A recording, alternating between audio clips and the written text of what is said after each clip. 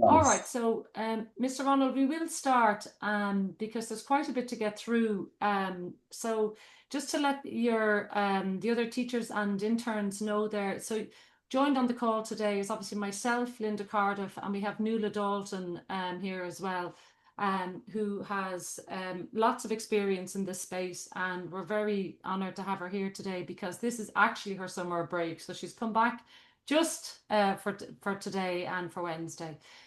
So what we're going to do, just to give you a little bit of context around this morning, what we're going to do is we're going to talk to you about robotics, and we're going to explore the Lego robotics kit that we sent across to your students. Do you have them, Mr. Ronalds? Do you have those 4 kits with you today?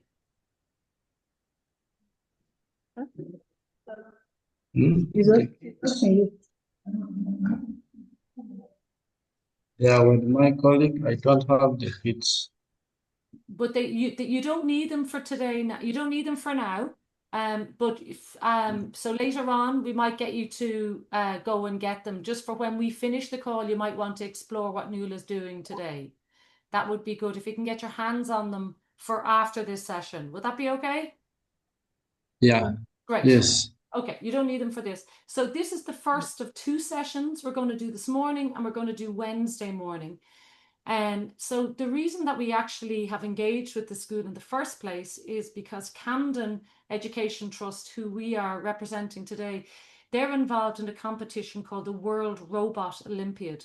And it's basically a competition for students where they think of how robots can be used in their community, in their school, in their environment, to improve a challenge that they might have. So we're going to start at the very basics today and just discuss the components that you have before we dig deeper into that particular competition. So again, just to give you a little bit of context, robotics are everywhere, and you know they're used as they play a vital role in everything that we do across the modern world. So like they're used in manufacturing, they're used in healthcare, agriculture, and so on. So as we work through the kits that Nuala has, you'll see how these will be smaller prototypes of things that can be used in the world. So what I'll do is I'll hand you straight over to Nuala, and as I say, after 40 minutes, I'm just going to give you a little nod to say that we need to pop off and log in on the other connection, if that's okay. Is that all right? That's perfect. And I see Brendan has joined us as well. Brilliant. Morning, Brendan. You're on mute. Brendan, how are you? Yeah. Not too bad. No, I said I'm on holidays, but I said I'd still drop in actually to stay connected. That's brilliant. Thank you.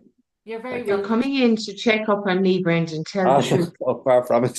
Come in to admire you. See if I'm doing my job properly. So, Brendan, just you're going to have to log off and log in again in yes, I got that. 40 minutes. 40 minutes. Yeah. So, thank you. The floor is yours, Nuala. So you go for it. Good morning, Mr. Ronald and your colleagues. It's a great opportunity for me to work with you all today and on Wednesday. And I suppose just a little bit of background as to how I ended up, getting involved in this space, I suppose. So I'm a teacher. I teach in primary school in Ireland, in a small school, and I teach 11 and 12-year-old boys and girls. And in 2012, which is 13 years ago, Brendan, who's there on the screen, came to our school, and he started teaching us about Scratch programming. And I went on and trained to be trained in Scratch programming myself. So with my children in 5th and 6th class, which would be 11 and 12-year-olds, we started using Scratch programming within the classroom. So that was our first introduction to programming with the children. And a lot of those children have gone on and are now working in the area of coding and development and all kinds of things. You would have met some of them along the way, Brendan, when they were in secondary school. And some of them are engineers and working in that space now. So that was our first introduction. I had no knowledge whatsoever myself of any kind of coding prior to that. I had no background in it or anything. So it was a great platform to start with. We did lots of simple programs and we won quite a few competitions in that space as well. So that was a really good opportunity for us. So today we're going to talk a little bit about the Lego Spike kits. And they're the kits that were sent to you in the last few months. That's right, Linda. There were 4 sent, as far as I understand, from Camden.education.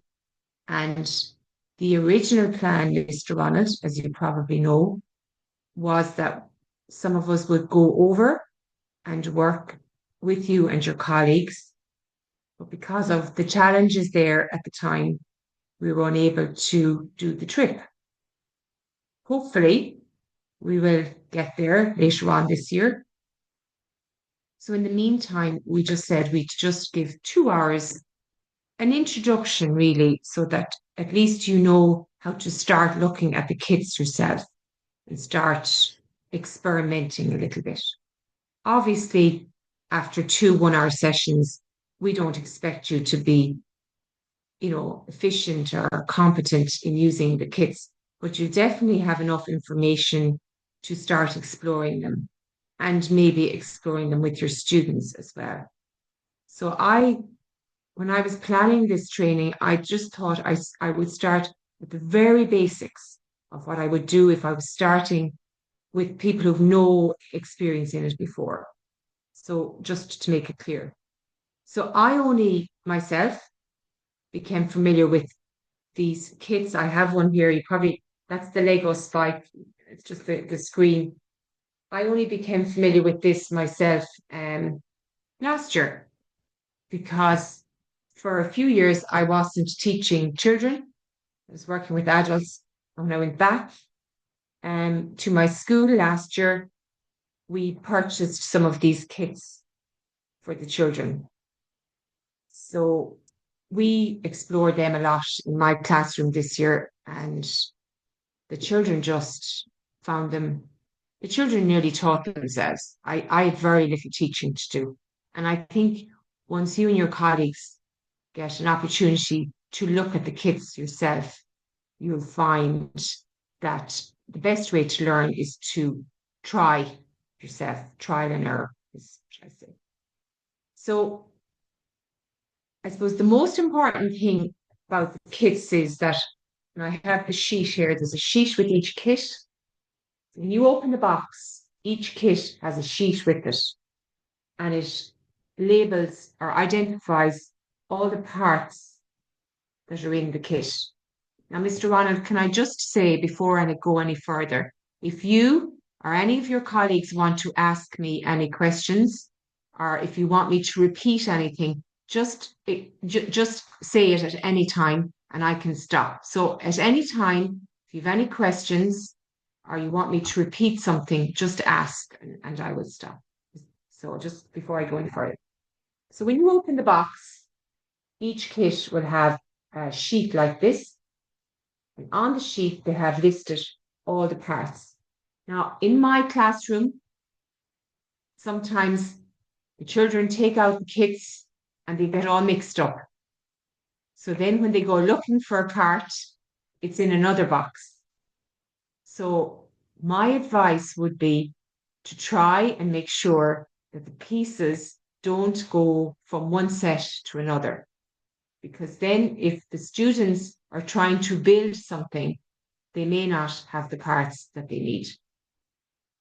So that's just a simple thing. So each kit has all these pieces. Now, when you open the kit first, all the pieces will be in plastic, little pieces, all different plastics. And each kit has a tray like this, 2 trays like this, and you arrange all the pieces into the trays and the larger pieces from the kit go into the bottom part of the kit. So that's just, I suppose, a tip from me to make sure that the pieces all stay where they belong. Because in my classroom, sometimes when we're finishing up, I look down at the floor and I see pieces of Lego all over the floor. And we have to make sure that they all go back where they belong. That's the first thing I would say to you. Now, I'm just dismantling something here because I made something last night, but we won't look at that today because that would be too advanced. Come back to that tomorrow. Now, each kit also comes with the motor. And it looks like this. And the motor is very important.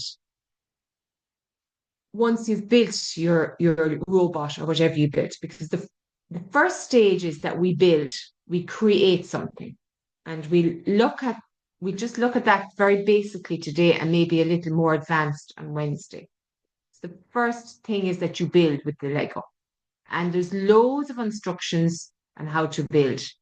So for me, with my 11 and 12-year-olds, initially, when we started using the kits, we would look at some of the creations that are on the website, and they would use that to build, things that were already created. However, as the school year went on, the children created their own, they just built their own things. So they might we were doing a project, for example, we were doing a project on climate change.